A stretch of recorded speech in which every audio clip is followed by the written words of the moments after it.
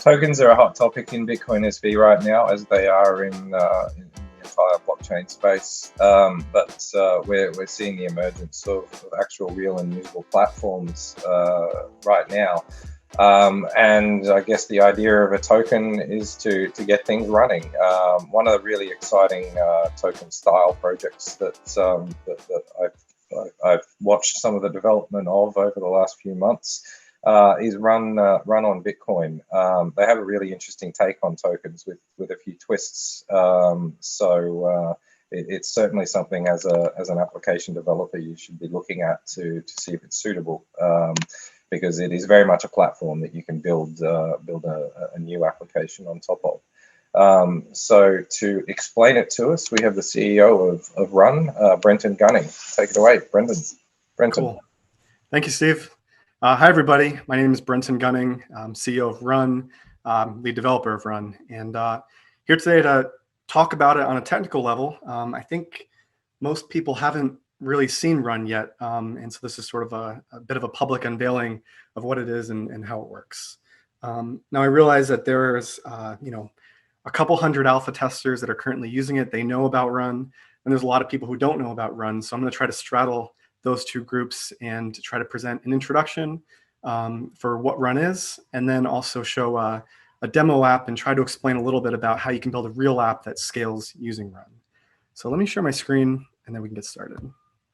Yeah, where to start? What is Run? Well, so Run is I described it as a platform to build apps and tokens on Bitcoin. It does a lot of things. The key thing about Run, though, are jigs. And what jigs are interactive tokens on the blockchain. And I'll give a demo of that. But there's more to Run than just jigs. In order to use jigs, use the Run library. This is a JavaScript library that you bundle into your application that lets you load jigs, create jigs. It actually lets you use other protocols too. Yeah, it can be your interface to the blockchain if you want it to be. And then there's Run services. These are optional services. They aren't required. You can use the library on its own, but we think that over time you'll find these services useful.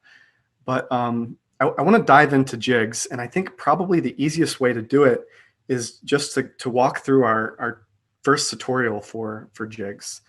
And so, if you go to runonbitcoin.com, there's a password behind it, but I'll sort of show what's behind this password. And what you get is a zip file. And in the zip file has the minified builds of the Run library for both browser and node. These will eventually be on NPM, but for now they're just part of the zip file. As well as the BSV library. Run uses this to create transactions. You have a few tools in here. There's a deploy tool to deploy code. There's also an explorer and some documentation and examples. But I'm going to pull up the getting started page of this, because the getting started page is actually a good place to test out Run and to try using it. So if you scroll down, you see some examples for jigs.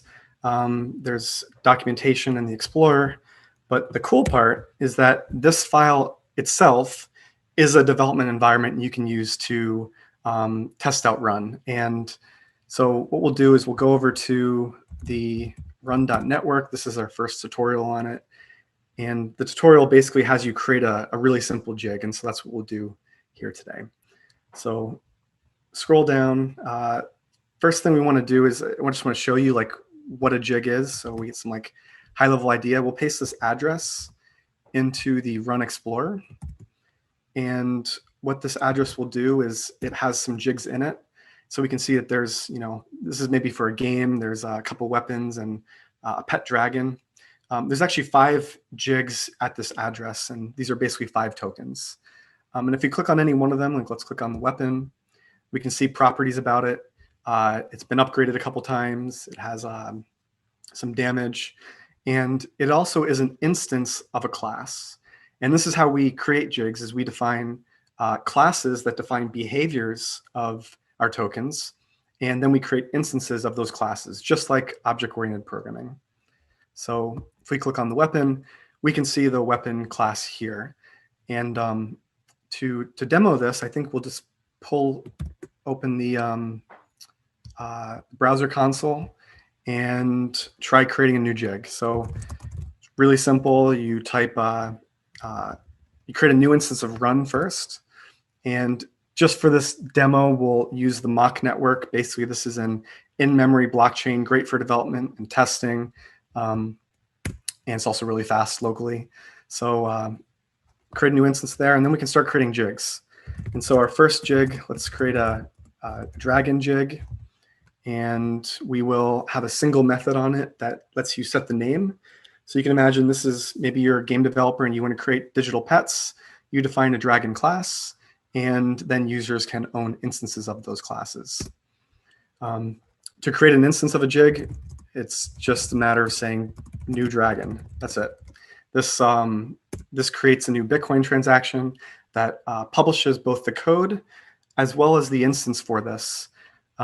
And we can see that because if we type dragon.location, this is a transaction identifier and an output index. This is located at 92E TXID and output index number 2.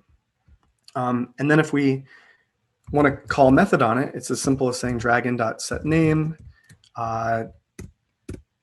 give it a name. What run does then is create a new transaction for this. So the Dragon now has a new location. And we can do this again and again and update our data, update our tokens over time. So you can see that, as we update, we get new locations. The Dragon also has an owner, and all jigs have owners, and there's ownership rules that are common to all jigs. And these ownership rules are basically, if you own the jig, you can update it. If you own the jig, you can also create other jigs from it, and you can update other jigs from it. And if you don't own a jig, you can still read the jig.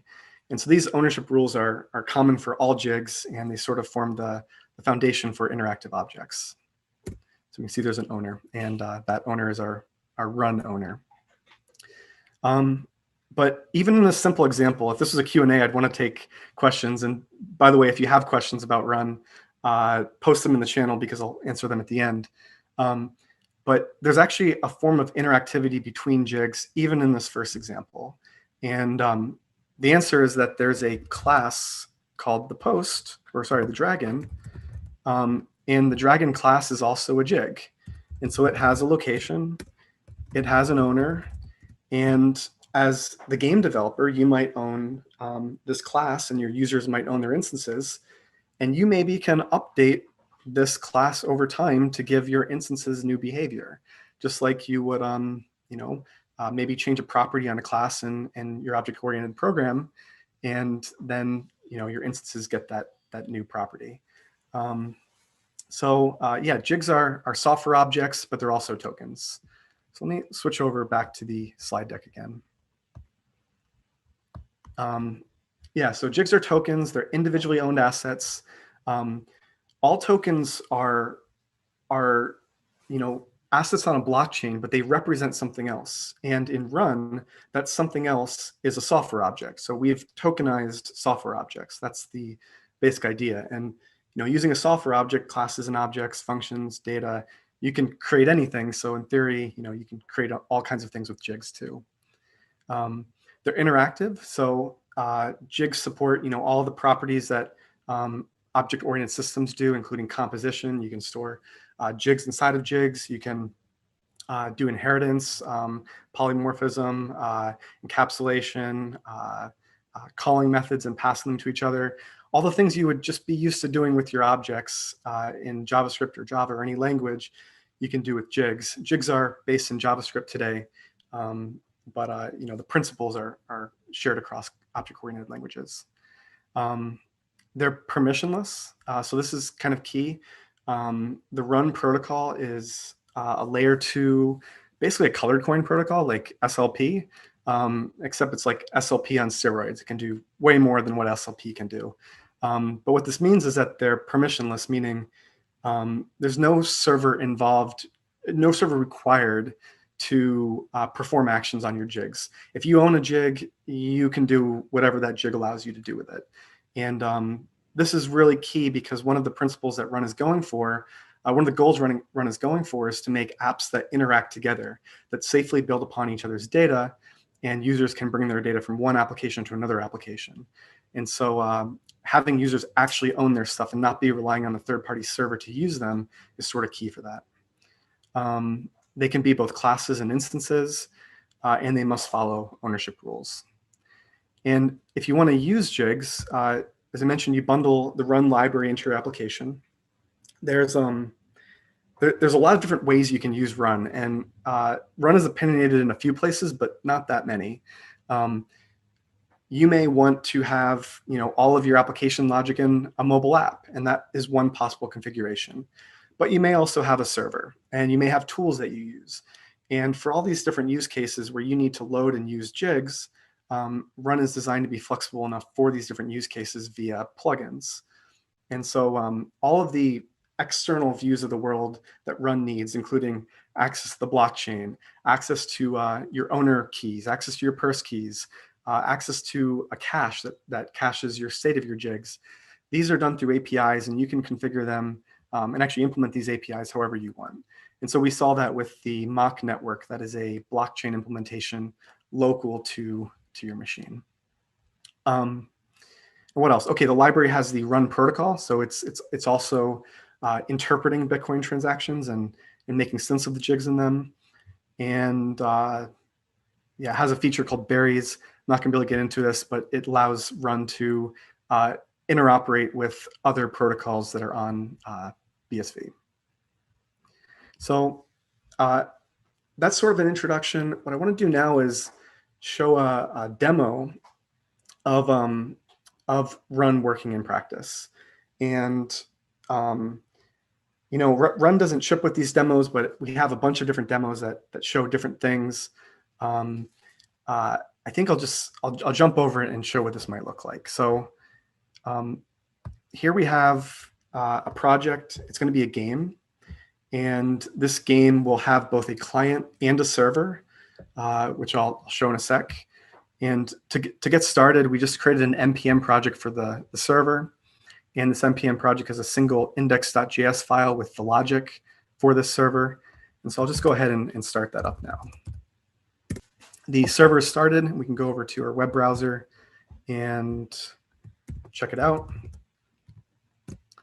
This demo will be public when run launches. So, and there's 10 or 15 other demos too. So you can think of these as like starter projects for real applications. Okay, so this is an idle style game.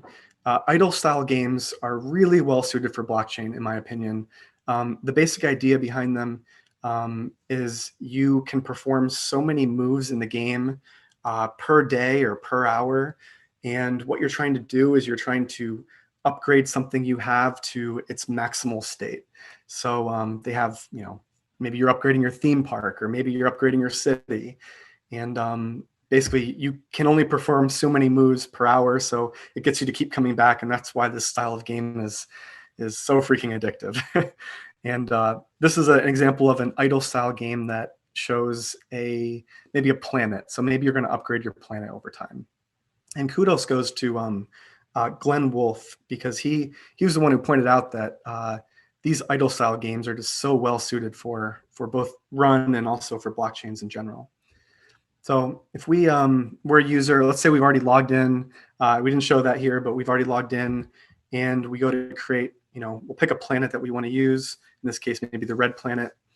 And every planet will have some resources associated with it. So this red planet has 4 metals and 1 energy that you can mine. And to mine them, we'll spend some of our coins.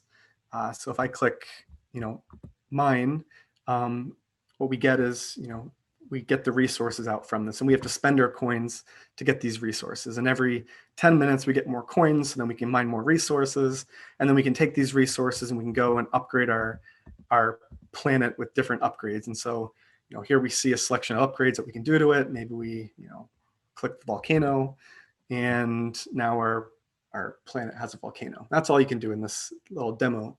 But I want to use this to kind of talk around a few things about run. So the first is that what makes this maybe different than other other idle games is that users own their data, and they can take their data with them outside of the app. And to kind of show this is, I have this little spaceman down here, and we have an address, and we can take this address and go over to our Explorer again, paste this address, and we can see that we actually have, all of our items in this game, and they're owned by this address.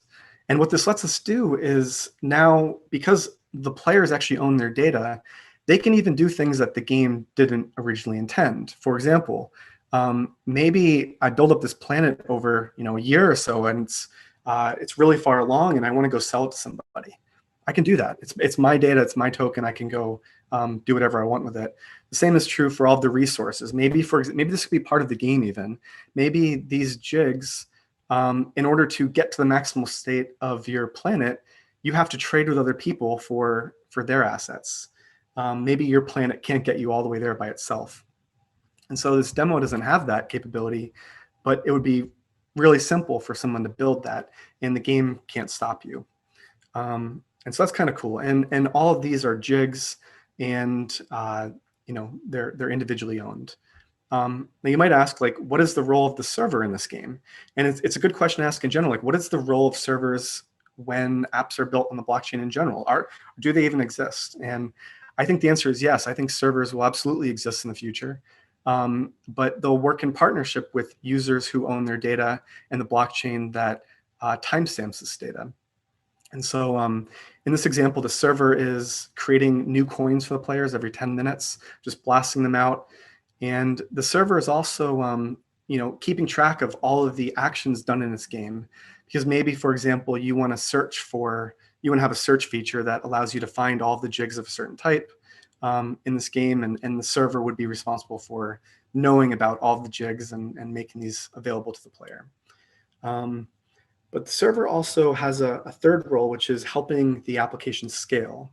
And we'll come back to that. But before we do, I just want to kind of explain, like, if we were to build an app like this, where would we start? And the first place to start is to think about, what are the items in this game? What are the assets, and who owns them? And so, we have a planet. This is owned by the player. We have all these resources that are owned by players. Upgrades, obviously owned by players. All this stuff is owned by players.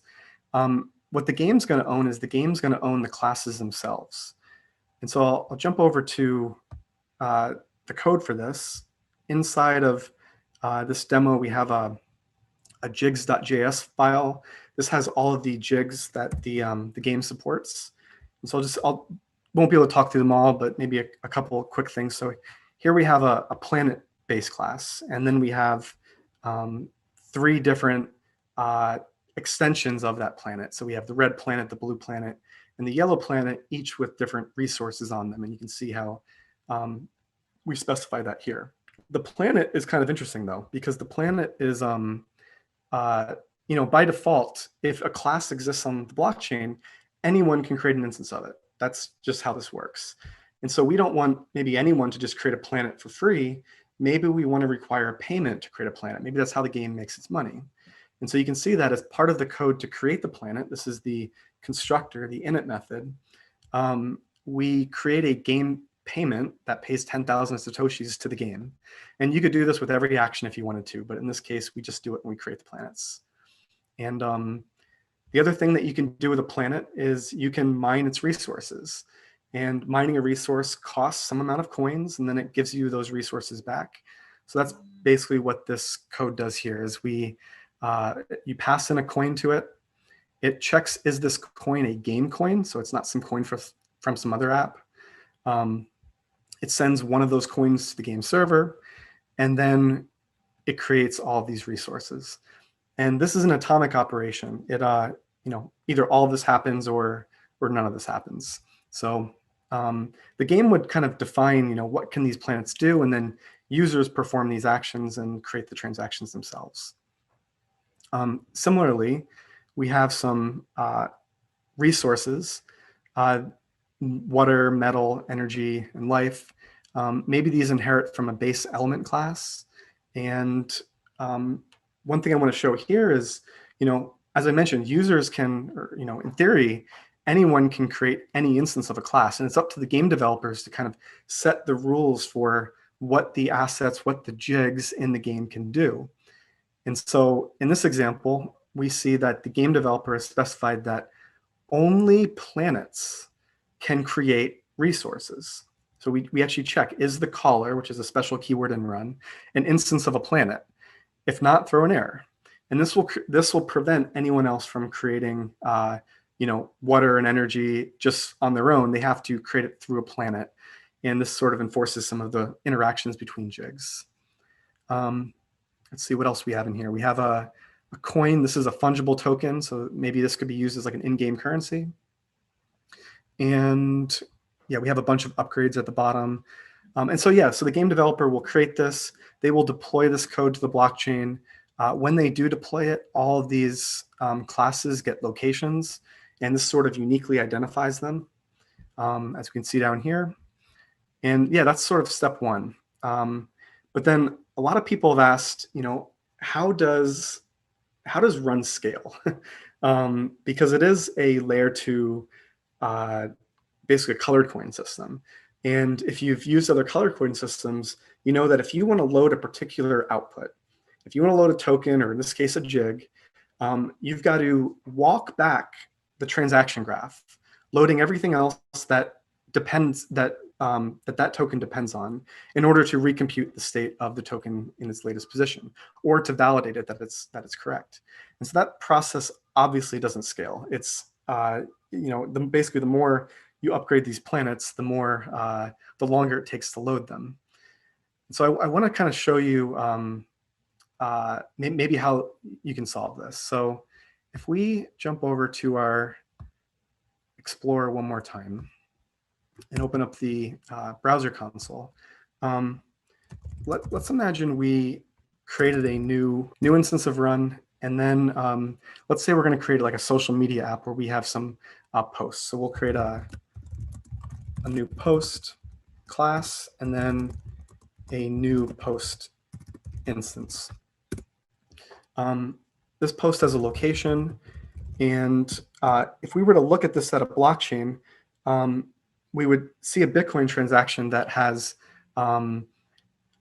basically an output that is for this post, as well as a special op return data that has the payload that describes what is in this output. That's how all op return protocols look. Here I have a picture of it. Yeah, all op return protocols have, all layer 2 colored coin protocols have a special payload, is what we call it in run, and this metadata has information about what's in the individual outputs. And so I want to pull up that payload. I just saved that so we don't have to go through the trouble of it. This is in the latest version of run 06. And what is in this payload is basically every run transaction is a small program that operates on tokens. That's how you can think about it. And this program did 2 actions. It deployed code, which we can see here, and then it created a new instance of that code.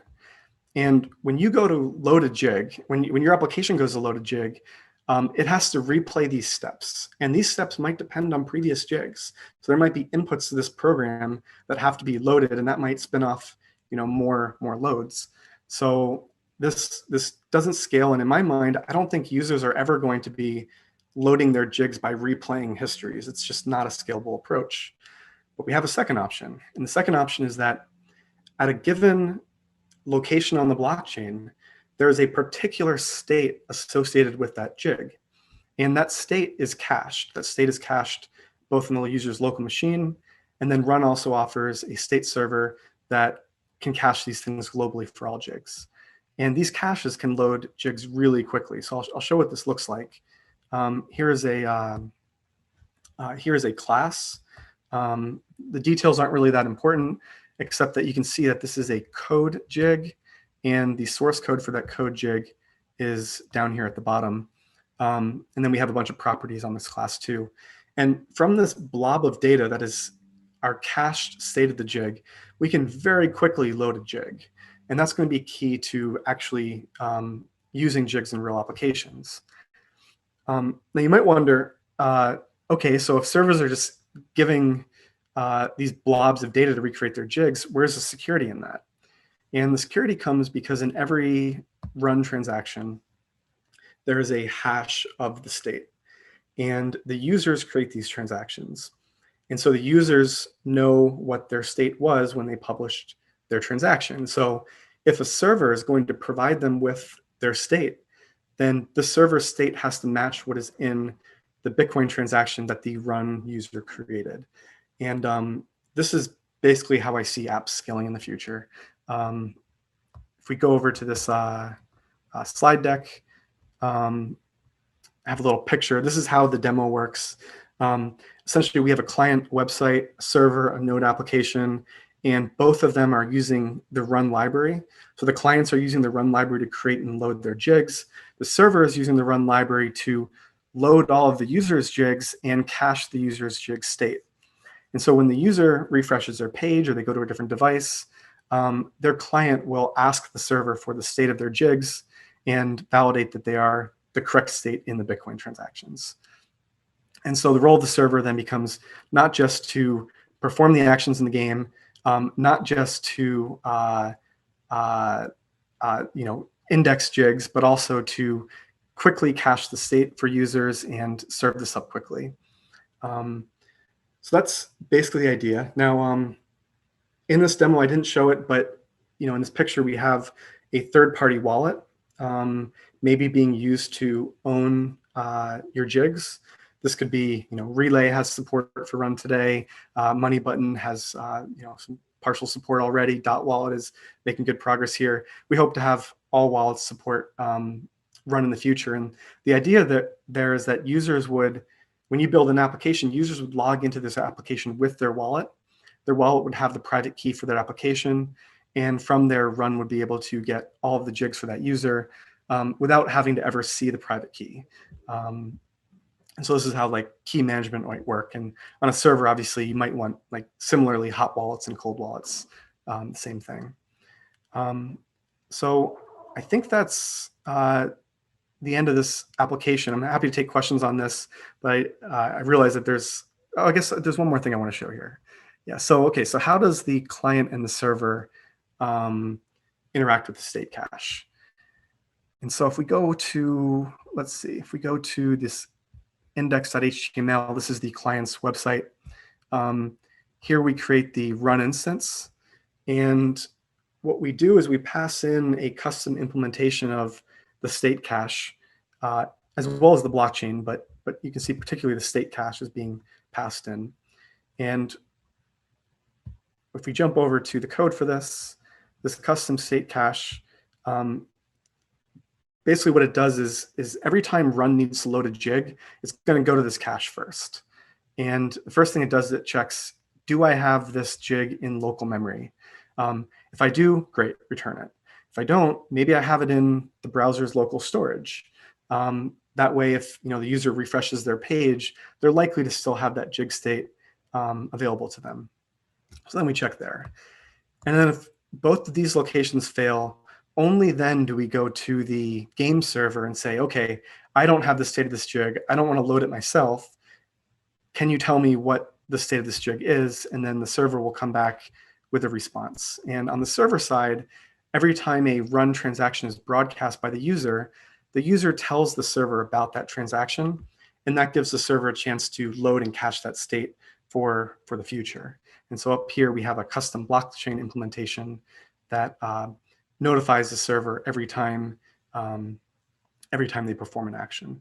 So this works today, and in fact, maybe the server doesn't even have the state cache.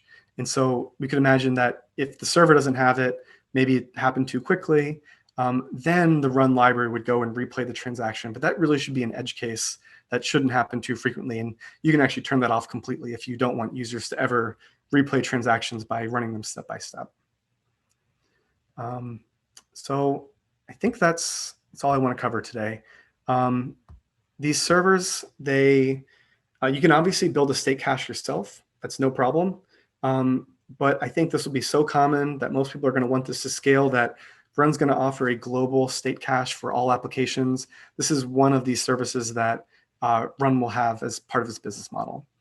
In addition, we'll have an Explorer. A pay server allows applications to not require that their users have BSV. So basically, in this demo, I never had BSV, and well, I did, but you could build this where you never need it, and basically the server could pay for every transaction for users, and users then could maybe, with a credit card or something, buy the BSV or buy tokens from the server that would support them to do that. So the pay server is another server. Run has a blockchain server. This is optimized for Run. And last, we'll be launching a query server. So if you don't want to index jigs on your server to say questions like, find me all of the upgrades of this particular class, Run will index these jigs globally for all applications. And this is doable at scale. It looks like it's doable at scale. So I think that, if you don't want to set up a server yourself, there will be options for you just to get these services. So what's the status of Run? Well, we're at 0.5, and this has been a long time in development, and 0.5 is still private alpha. 0.6 is going to be our first public beta, and it's coming soon. We're talking weeks away at this point. And so the big thing about 0.6 is 0.6 has a stable base protocol that gives us the assurance, Run the assurance, that we can support all jigs in the future. It's still extensible, but it's going to hopefully go the distance, and jigs that you build today are going to work forever. So our goal is to get 0.6 out as soon as possible. There'll be a spec, the protocol will be open, and if you'd like access to this, go to runonbitcoin.com. We just added a link on the website that you can request beta access to it. Just click here, submit your email. In a few weeks, when it goes public, you'll get an invitation to give it a try. And lastly, after 0.6 goes to public beta, there'll still be a little bit more time to probably respond to feedback, and then we'll have some sort of public launch in the fall. This public launch will involve a wallet support, so you'll be able to log into your applications with wallets, and it'll also be open source. And so, the code is in pretty good shape today. It's not that big, but it is complex, and so we're going to try to clean it up and make this a project that many teams can come and contribute to, and hopefully use in their own ways over time. So that's the status of Run, and that's the end of my talk. So happy to take questions at this point. So I've got quite a few questions have popped up. It looks like you've piqued some interest. I certainly sympathise with you with the hard decision that you have to make in the near future about locking down the API. This is a problem that every developer faces at some point in their career when they start developing platforms and libraries for other engineers to use. You always know that you're going to come up with a new idea, but at some point you have to decide that what you've got now is going to be backward compatible forever, or at least until a major release. So the first question is actually a comment, but I think it's worth relaying. Kevin says that this is amazing. I'm very glad that I caught your segment today, and I think that this will work well with something that I'm considering building. So he also adds a thank you. So I suspect you might have another beta tester there. Yako asks, when other people own classes, they pay. What stops them from copying it somewhere else and uploading it to BSV through a different channel? When people use own classes, they pay. So you don't have to pay to use a class. In the example, I had the classes have some code that to create the class, they had to make a payment to the game. But that's up to the developer to specify what they want their behavior of the classes to do.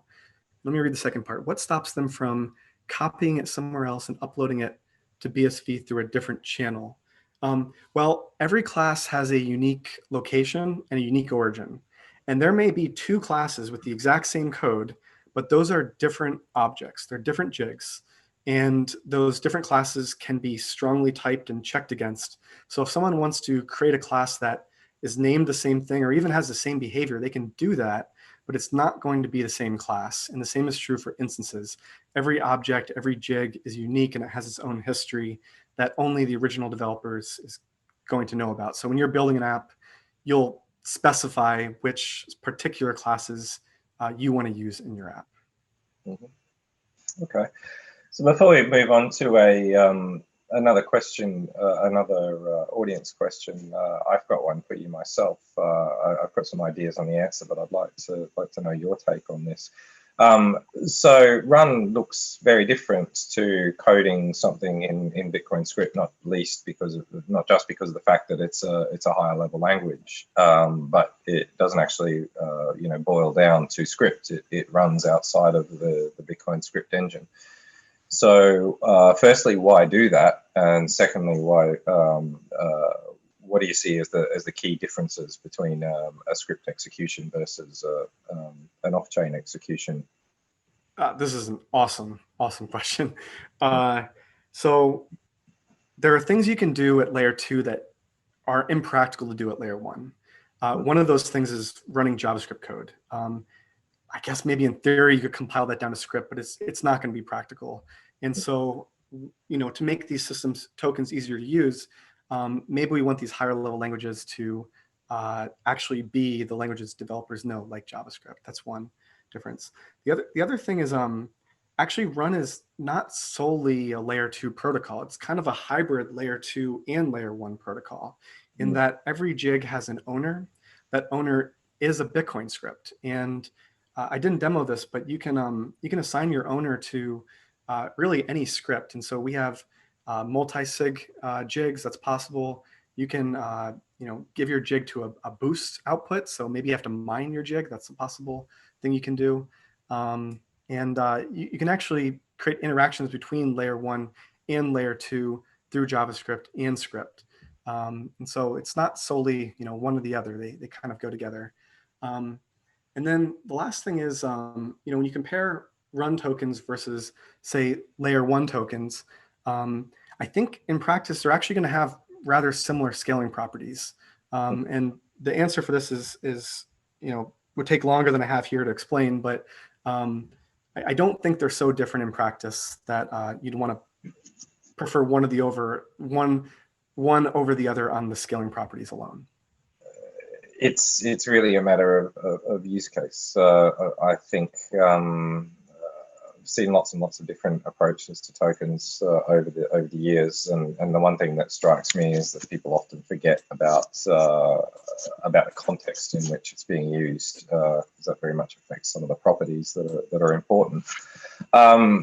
So Patrick has a question for you, Brenton. Can you elaborate on fungible tokens? What is important to think of, and do you have any experiences to share with regards to fungible tokens?